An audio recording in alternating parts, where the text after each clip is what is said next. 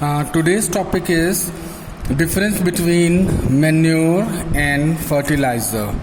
So we have to know that what is the difference between manure and fertilizers, because there are some confusions that students are saying, people are saying that manure is as similar as fertilizer. Yes, some similarities are there, but some differences are there which we are going to read here. First we will start manure. Manure is an organic substance. It is organic substance. Organic substance means it is made from natural substance. यानी कि जितने भी dead और decayed plants, animals हैं, ये सब क्या है? Organic substance से, इसी से बनता है. Okay? Obtained from waste of plants and animals prepared naturally by farmers. Means ये जो बनता ये मैन्योर्स अगर प्रिपेयर किया जाता है, जो फार्मर्स प्रिपेयर करते हैं वो किससे करते हैं? जो वेस्ट मटेरियल निकलता है प्लांट्स और एनिमल्स से, उसी से क्या करते हैं? मैन्योर बनाते हैं. Contain a number of nutrients but in small amount. अब जो मैन्योर बनता है उसमें जो न्यूट्रिएंट्स होते हैं वो स्मॉल अमाउंट मीन्स कम मात्रा में पाए जाते हैं. बल्कि require more space and are difficult to transport and store. बल्कि मीन्स कि बहुत ज़्यादा मात्रा में होता है. require more space सबसे ज़्यादा जगह लेता है. and are difficult to transport and store और इन्हें ट्रांसपोर्ट करने के लिए और स्टोर करने के लिए दिक्कत होती है.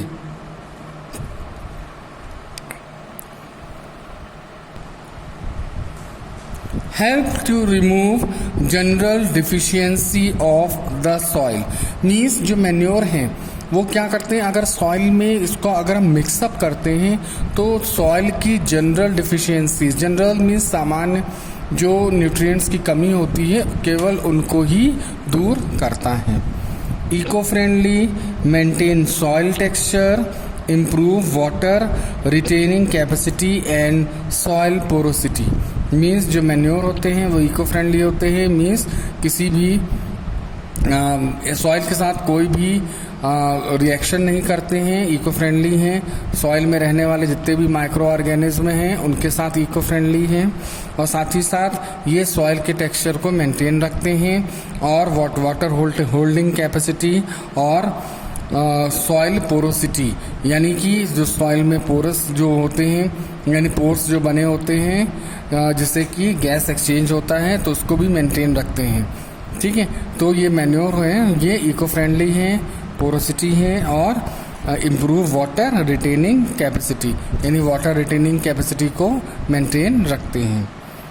Insoluble in water hence take more time in releasing nutrients in the soil. अब ये है वाटर में इनसॉल्युबल. अधिकतर जो मैन्योर होते हैं वो पानी में बहुत कम घुलते हैं या ना के बराबर घुलते हैं. मोर time in releasing nutrients in the soil, यानी अगर उन्हें अगर हम सॉइल में डालते हैं तो पानी के साथ मिक्स होकर के ये बहुत देर में अपने न्यूट्रिएंट्स रिलीज करता है. Example compost, cow dung, farm yard manure, green manure. तो ये मैन्योर हैं जिनके एग्जाम्पल्स हमने आपको बताएं. ठीक है, काउडंग है, कंपोस्ट है, फार्म यार्ड मैन्योर है, ग्रीन मैन्योर है. ये सब मैन्योर के एग्जाम्पल्स हैं. अब हम पढ़ते हैं फर्टिलाइजर्स की तरह.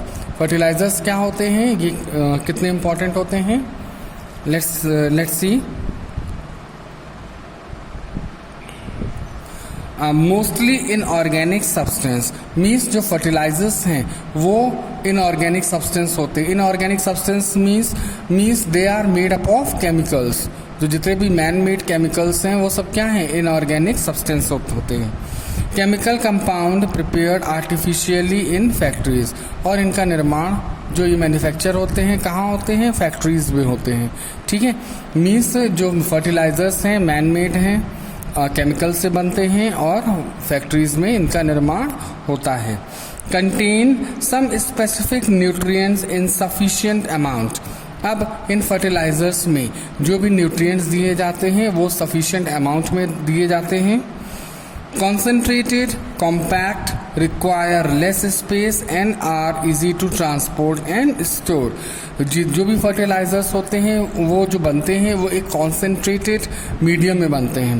कॉन्सेंट्रेटेड मीन्स बहुत ही हार्ड केमिकल्स इसमें यूज़ किए जाते हैं कि वो कंसनट्रेटेड जो होता है कि उनकी जो सांद्रता है वो बहुत ज़्यादा होती है.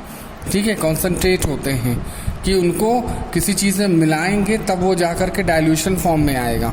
लेकिन जो फर्टिलाइजर्स मोस्टली बनते हैं वो कॉन्सेंट्रेटेड फॉर्म में बनते हैं कि उनकी थोड़ी मात्रा को हम किसी बड़ी मात्रा में मिलाते हैं तब वो डाइल्यूट होते हैं. तो इसकी जो फर्टिलाइजर्स हैं वो कंसनट्रेटेड में होते हैं. कॉम्पैक्ट, लेस रिक्वायर स्पेस, यानी ये कम स्पेस का इस्तेमाल करते हैं और ईजिली ट्रांसपोर्ट होते हैं और स्टोर किए जा सकते हैं. Help to remove deficiency of specific nutrients in the soil, example NPK.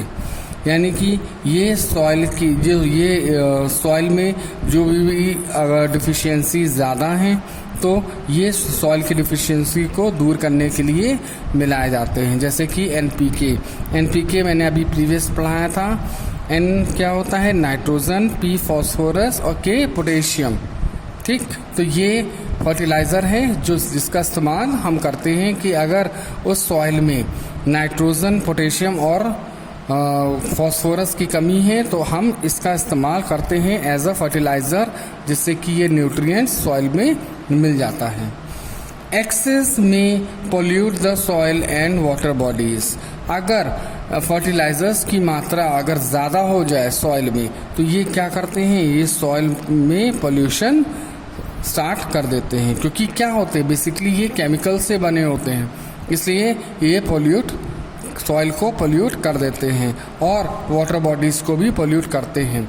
अब यहाँ क्वेश्चन रेज होता है कि ये वाटर बॉडीज़ को कैसे पोल्यूट करते हैं. देखिए, जब सॉइल में फर्टिलाइज़र मिलाया जाता है, अगर रेन वगैरह होती है, बारिश होती है, तो सॉइल के साथ ये फर्टिलाइजर्स जो हैं बह करके कहाँ जाते हैं, वाटर बॉडीज़ में जाते हैं. और वाटर बॉडीज़ को में जो वाटर है उसको क्या करते हैं, नुकसान पहुंचाते हैं. और वहाँ उस वाटर बॉडीज़ में जितने भी एक्वेटिक एनिमल्स हैं उनको भी हार्म करते हैं, यानी नुकसान पहुंचाते हैं, क्योंकि ये बेसिकली केमिकल्स ही होते हैं.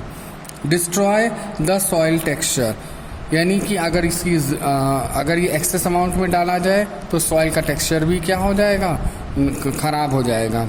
Porosity, change the chemical nature of soil, यानी कि जो सॉइल की पोरोसिटी है उसको भी ख़त्म कर देते हैं और सॉइल का जो केमिकल नेचर है वो भी क्या कर देते हैं, चेंज कर देते हैं. यानी मेकिंग इट हाईली एसिडिक और एल्काइन, या तो ज़्यादा से ज़्यादा वो एसिडिक हो जाते हैं या फिर एल्काइन मीडियम कर देते हैं. And kill useful soil organism such as earthworm, और ये क्या करते हैं, अगर इन फर्टिलाइजर्स की मात्रा ज़्यादा हो जाए तो ये सॉइल में प्रेजेंट जितने भी माइक्रो ऑर्गेनिज्म हैं, ये अर्थवॉर्म हैं, उनको भी नष्ट कर देते हैं. Are water soluble, hence readily absorb by the plants. अब जितने भी फर्टिलाइजर्स होते हैं चूँकि केमिकल बेस होते हैं, इसलिए ये क्या होते हैं, वाटर में ईजिली डिज़ोल्व हो जाते हैं. ठीक है, और जब वाटर में डिज़ोल्व हो जाते हैं यानी सॉल्युबल हो जाते हैं तो प्लांट्स के द्वारा इन्हें बहुत जल्दी ही एब्जॉर्ब कर लिया जाता है. एग्जांपल्स क्या क्या हैं, नाइट्रोजनस फर्टिलाइज़र यानी urea, potassium fertilisers for example muriate of potash, phosphatic fertilisers यानी सुपर फॉस्फेट, यानी ये फर्टिलाइजर्स हैं जो हम लोग इस्तेमाल करते हैं खेती बाड़ी में. खेती में इसका इस्तेमाल किया जाता है और इनकी मात्रा हम लोग बहुत ही कम रखते हैं. अगर कोई भी किसान फर्टिलाइजर्स जो हैं उनका इस्तेमाल करता है तो उसकी मात्रा उस ज़मीन के अकॉर्डिंग ही रखी जाती है, कितनी ज़्यादा ज़मीन है और कितना फर्टिलाइजर्स इस्तेमाल किया जाता है.